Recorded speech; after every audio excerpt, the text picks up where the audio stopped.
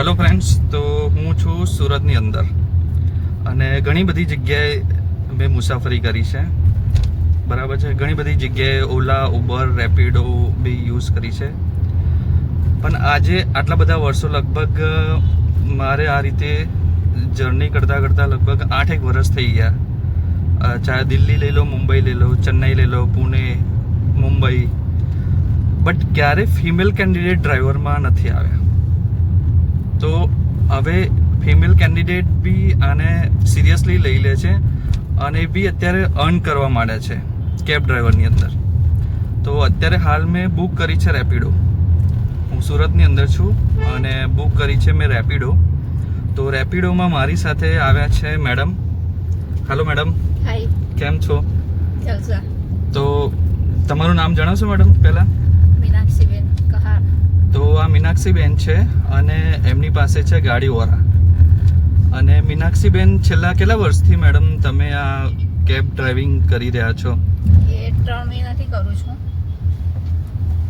એના પહેલાં હું 2005થી કાર શીખવું છું. ને 2016થી મારી પાસે લાયસન્સ. 2016થી નહીં, હું 16 વર્ષની હતી ત્યારથી જ મારી પાસે લાયસન્સ. એટલે કાર તો હું વર્ષોથી ચલાવતી જ હતી.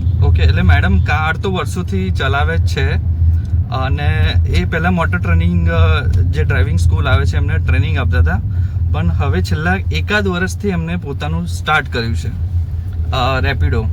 બરાબર. એટલે હું જે રીતે કહું છું, મને આજ સુધી કોઈ female candidate as a driver નથી મળ્યા. તો એક સારી વસ્તુ બી છે અને આ બિઝનેસ બી સારો છે. મેડમ, તમને લાગે છે આ બિઝનેસની અંદર કે ખાલી મેલ ડ્રાઈવર જ કરી શકે, ફિમેલ ના કરી શકે?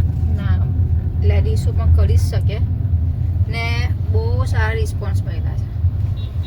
કારણ કે લોકો પોતાની દીકરીને મૂકી દે, કોઈ વાર કેવા અનુભવ થાય કેવાની. તો મારા સાથે તો બધા સારા જ છે. ઘણા મારા લેડીઝોએ મારા પર્સનલ નંબરો લીધા છે કે જરૂરત હોય તો મને બોલાવજો એવું. એટલે એક પ્રોફેશનલ ડ્રાઈવર છે. એ પહેલાં ડ્રાઇવિંગ શીખવતા બી હતા અને સારી વસ્તુ છે. અને બરાબર, કોઈ બી રિસ્પોન્સિબિલિટી હોય કે કંઈ બી વસ્તુ હોય, શરમાવાની જરૂર છે નહીં. બરાબર.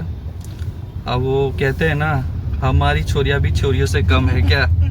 તો આ એક એક્ઝામ્પલ છે. બરાબર છે. તો આ એક મોટિવેશનલ એક્ઝામ્પલ છે કે જે લોકો કહે છે કે અમે કશું નથી કરી શકતા જીવનની અંદર. બરાબર છે. શરમ આવે છે.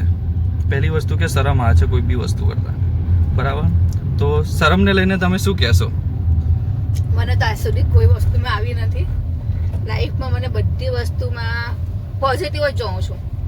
કંઈ બી કામ કરીએ એમાં શું થઈ ગયું.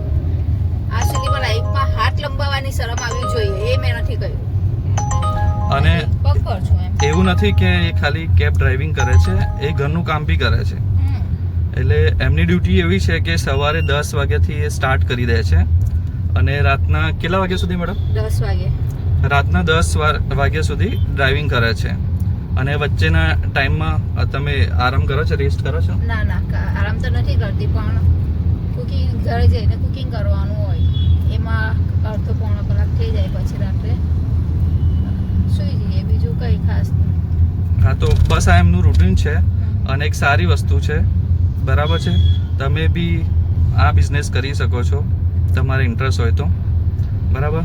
ચલો, થેન્ક યુ સો મચ. મેડમને વધારે ડિસ્ટર્બ કરવા નથી. ચલો, બાય. બાય.